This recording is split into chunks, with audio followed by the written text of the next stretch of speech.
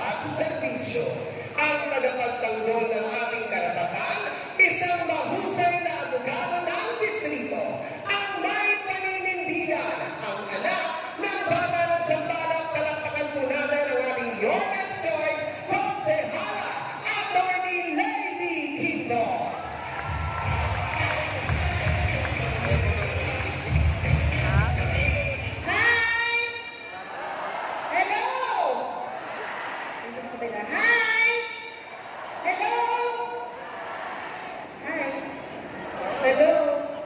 Magandang umaga po sa inyong lahat.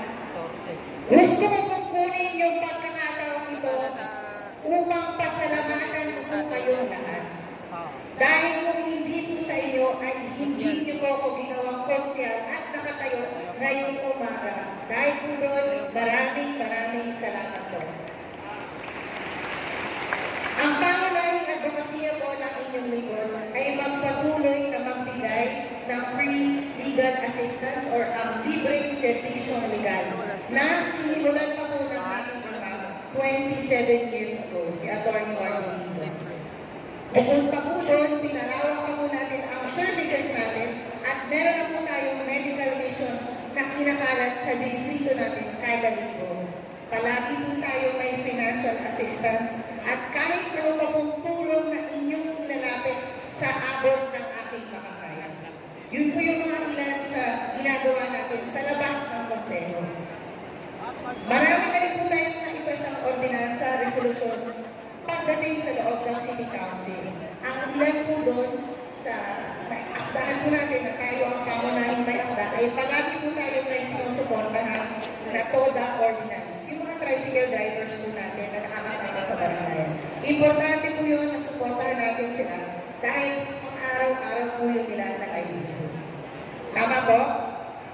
Pangalawa po, palagi tayong mayroong expropriation ordinance under the Land for the Landless program ng lungsod, kung saan ang tinutulungan po natin ay yung mga beneficiaries na matagal na po naninirahan sa tinitirikan na ng lupain at nagbabayad ng renta.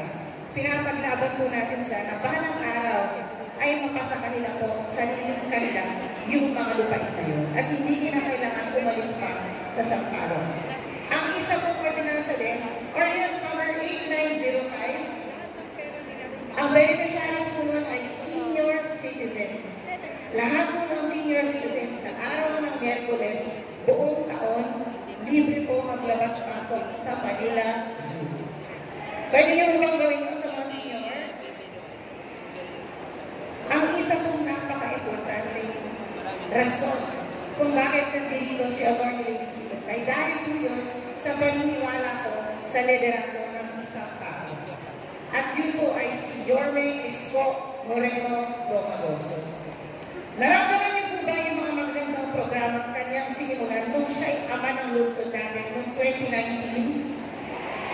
Gusto niya ba po bang mas madagdagan pa yun at bumalik pa po yun sa Maynila? Sa tulong po ninyong lahat at palagi po ng itaas, makakasatuparan po yun ni Yorme Isko Moreno Domagoso. Minsan nyo pong minahal si Atty. Lady Quintos at pinatunayan po nyo yan nung ipinanalo nyo ako bilang konsehal ninyo noong 2022. Pwede mo ba ako maglambing? Baka naman po sa darating na tayo, dagdagan niya pa po ng konting pagmamahal yung pinakita niyo noon. Pwede mo ba yun? Hayaan niyo po, ihahambing ko po sa saranggola ang nalalapit na laban. Kumbaga sa saranggola, guriyon yung kabila. Ako, tayo, nakasabi sa Your Best Choice, ay boka-boka lamang. Alam niyo po ba kung anong boka-boka at guriyon? Guriyon, malaking saranggola. Boka-boka, papel na tinupi, na naging saranggola na. Ngunit kayong lahat na aming kaagapay ang magsisilbing bubog ng sinulit ng boka-boka natin na magpapatao sa guriyon na yun. Kaya mga kaagapay,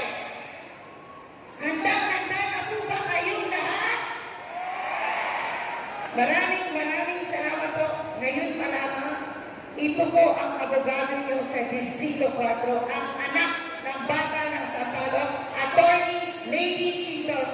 Maraming salamat po at magandang umaga po sa inyo lahat. Manila, God first!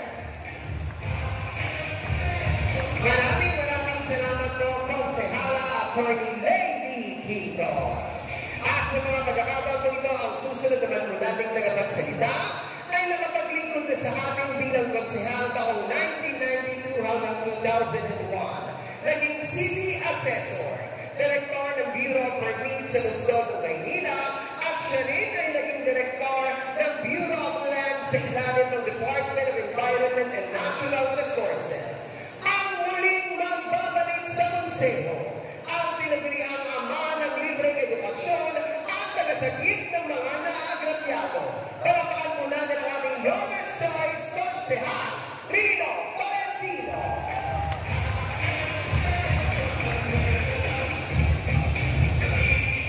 Maraming salamat. Kamusta po kayo lahat? Dito. Hello. Kamusta po kayo? Dito po sa alam. Kamusta po kayo? Dito po banda. Hello. Dito. Kamusta po kayo lahat? Mabuhay po ang gagabay ni Yone! Mabuhay po ang gagabay ng Sampaloc, Maynila. Ayun po yun. Mabuhay ang gagabay ng Youngest Choice. Ako po magtuloy. Pwede ba muna akong magtanong? Camera ho ba kayo? Kasi talaga napapasmile ako. Ngayong araw ko kayo.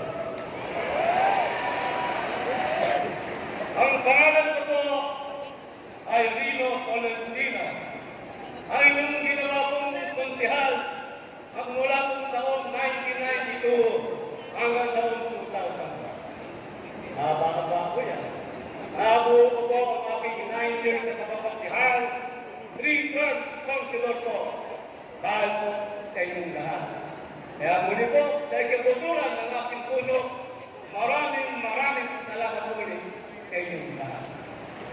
At hindi po natakot diyan, naipasa ko po ang aking kapaponsehal sa aking may bahay, ang aking may one and only wife, ang aking may bahay, na kinuha niyo rin pong konsehala mula noong 2001 hanggang 2010, si Abby Tolentino.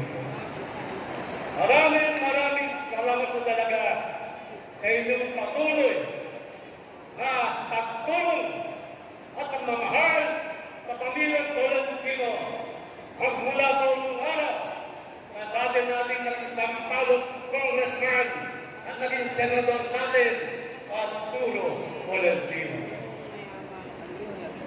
Alam po ninyo, dahil po dyan, bilang suplibo sa inyong patuloy na pagmamahal sa aming pamilya, nandito po si Rino Tolentino ay patuloy na maglilingkod sa inyo ng dapat, wagas at malinis na panunungkulan sa amalay ko sa aking mga minamahal ko, mga taga-Sampaloc. Pwede ba ako muna magkwento sa ngayon mag-isayo? Kasi po ako po yung talagang sa ngayon kasi kanina po papasok po ako dito.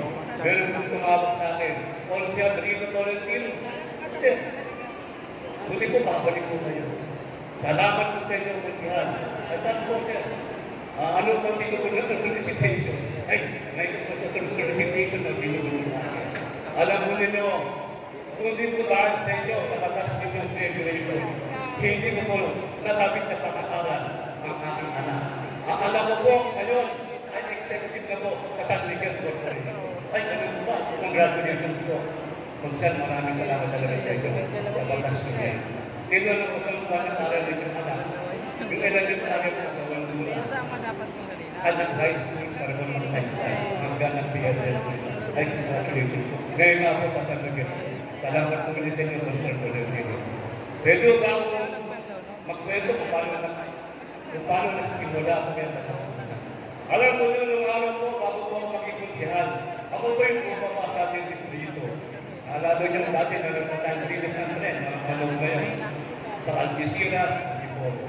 Meron pa akong kaibigan ko, pinupuntahan. Si Lady Pastor.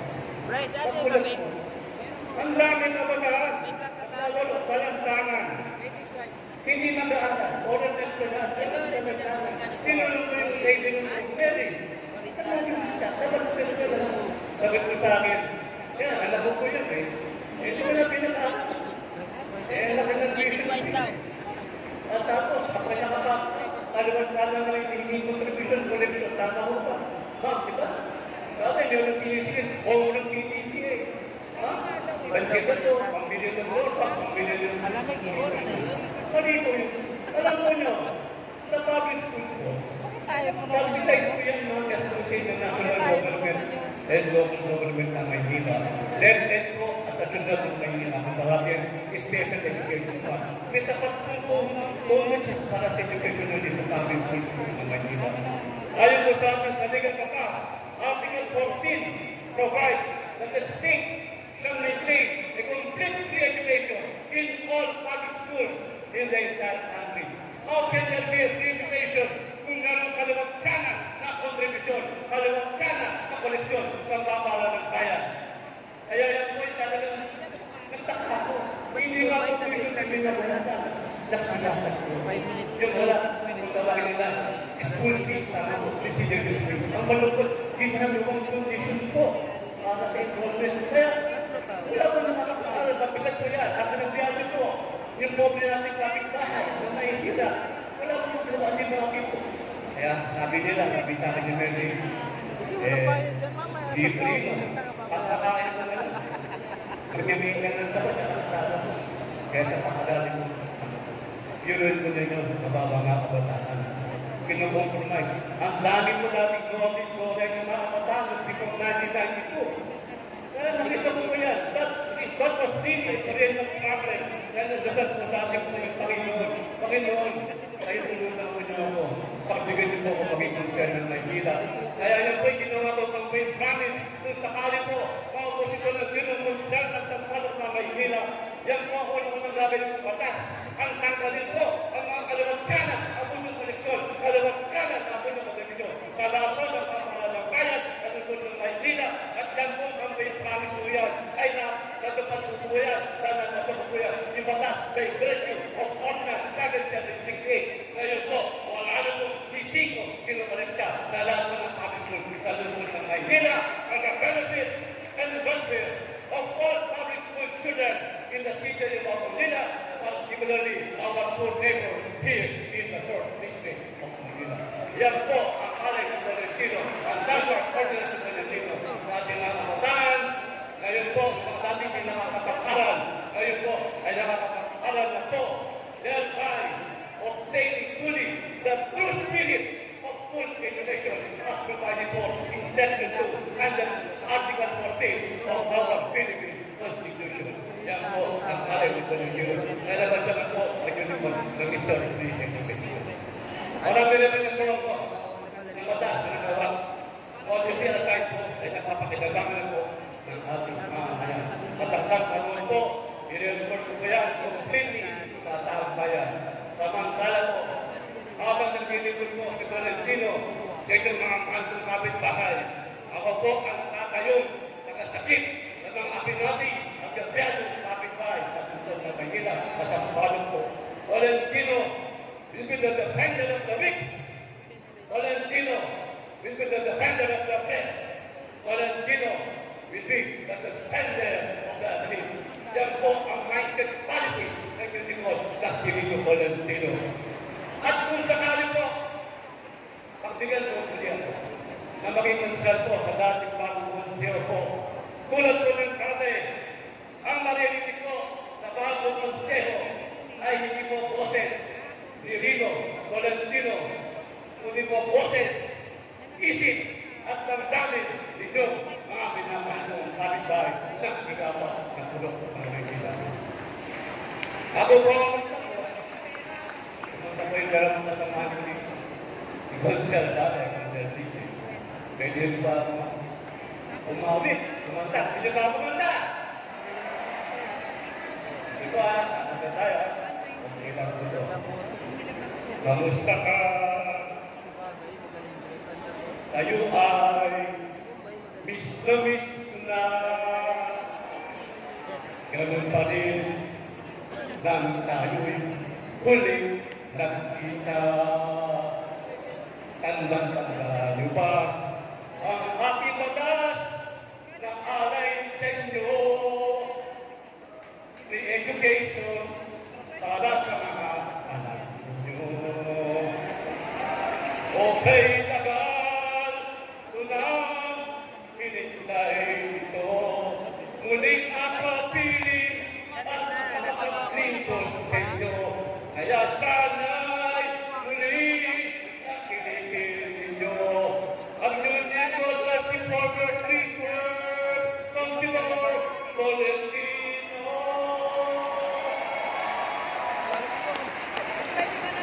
Wala na po sa sabi.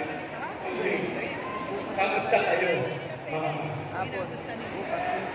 tandaan ko nila, nakakatandaan ko ninyo, hindi po kayo nawala at kailan ba hindi mawawala sa puso, isip ng inyong lingkod na si Quirino Tolentino.